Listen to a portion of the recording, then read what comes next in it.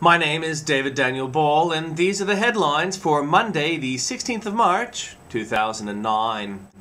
Pauline Hanson denies posing for nude photos. Government to cut immigration intake to preserve jobs. Ship's captain faces $200,000 fine over Queensland oil spill. Toddler and man found dead inside Adelaide home. Hundreds to farewell executed Sydney drug boss. Motorists fed up with Harbour Bridge congestion tax. Rabbitohs crowing over rooster rout. We're not moving jobs to India, ANZ insists. When models attack, auditions get ugly in New York City. Joseph Fritzl's trial begins today. Domestic dispute in US leaves 5 dead. Assaults on police increase in West Australia. And in comments, onion crab by Tim Blair. Stupid scientists are going to get us all killed. Onion, experts agree giant crabs pose no threat. Go for broke, a daring idea from 1930, Fortune was aimed at America's business elite. Launched as the Depression hit its deepest trough, this monthly celebration of the power of U.S. capital was a brazen gamble on the part of its impresario publisher, Henry Lutz. Despite the timing of its launch and a cover price equivalent to $12 in today's term, Fortune became a success. Bad times actually increase interest in business news, which makes this decision interesting. The Washington Post will stop publishing a business section 6 days out of the week and move business news to the front section of the paper at a time when finance stories dominate world headlines. It just doesn't add up. An update, further proof that bad times can be good. After several months of soaring ratings, the numbers have dipped a tad over at Fox News, but they're not complaining because the numbers are an absolute free fall at MSNBC. Looks like the election of President Obama is the best news Fox News has had in years. Facts of Bogan Life. U.S. magazine Newsweek recently ran a cover story on our need to cope with religious extremism. Radical Islam is a fact of life, the cover declared, offering its promise how to live with it. That edition was still on sale when a gang of suspected radical Islamists murdered several police in Pakistan, attempted to kill the entire Sri Lankan cricket team. How to live with radical Islam first involves not being killed by it. This sort of thing can lead to prejudice. I have developed strong views on Muslims, writes a Canberra public servant last month on her website, where she is identified only as Pauline. And those have coalesced around the fear that if I do indeed require childcare at some point, my child may wind up at the mercy of those who I prefer not to sit next to for around 8 hours a day. And if that happens, my child may become a Muslim. That is not a laughing matter. Such awful bigotry, but wait! I've changed a couple of words. Pauline wasn't really complaining about Muslims. She was complaining about bogans. Why would anyone be alarmed about their child growing up to be a bogan? Fairy lights, a bold new promotional plan for this year's Earth Hour, going for credibility in the absence of high-profile corporate backing. The campaign enlisted American street artist Shepard Fairey, the man behind the famous Obama Hope poster seen during his run for the presidency. If you're going for credibility, Shepard Fairey is your man. Wrong and wronger. Predictions yesterday from the Herald Sun's Robin Riley. Pauline Hanson may argue it is an invasion of her privacy for the Sunday Herald to publish explicit photographs taken of her when she was a teenager. The independent candidate for Beaudesert may say it was a mistake made in her youth and she should not be held accountable. Expect Miss Hanson to complain this is yet another example of unfair attention by the media.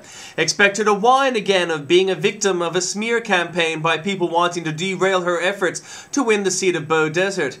Instead, Hanson to this point hadn't said a word, but she'd just be justified in doing so as publication of the pictures in both the Sunday Herald Sun and Sunday Telegraph was wrong to the point of indefensibility. And I'll take that point, Tim, but I still hope that that idiot doesn't get elected. Hammer time. It's not exactly cleaning a lawnmower in the bedroom while smoking, but it's close. Authorities say a Cape Coral man was injured after striking bullets with a hammer in his driveway. Domestic threat. The Muslim Council of Britain's Inayat Bungalawala, who previously briefed the UK government on the domestic threat posed by radical Islams, has been arrested after allegedly stabbing a man at his home. Gap year's up. A bunch of anti-Howard Jesus people crawled into Australia's Pine Gap Defence Facility a few years ago, but eluded jail terms due to inadequate legislation. Howard's successor has since taken action. The federal government has quietly beefed up laws protecting U.S. spy station Pine Gap, ensuring protesters face 7 years jail if they go near or photograph the intelligence gathering facility. One of the peace Christers vowed on ABC tonight to have another shot at it, and the usual types are upset about removing the right to protest, but as J.F. Beck writes, protesters can still protest, they'll just have to remain outside the base. Begin the cleansing. Melbourne Lord Mayor Robert Doyle enters combat mode. We should immediately commence the orderly shutdown of Adelaide. It's about time. I've just seen a tourism ad for South Australia. It shows a couple being fined for walking too quickly on the beach, which kind of proves Doyle's point. South Australia is bureaucratic and a threat to innocence. Question answered. Former Bush Press Secretary Ari Fleischer appears on MSNBC's Hardball, where he's confronted by host Chris Matthews. What brings you back? Matthews challenged. Is this the return from Elba? Is this the 100 days of Napoleon's return from Crawford? What is going on with this network of former Bushies, current Bushies I should say, singing the old song? Well, Chris, Fleischer responded coolly, I'm here because you invited me to be here. Oh yes, Matthews stammered. Okay.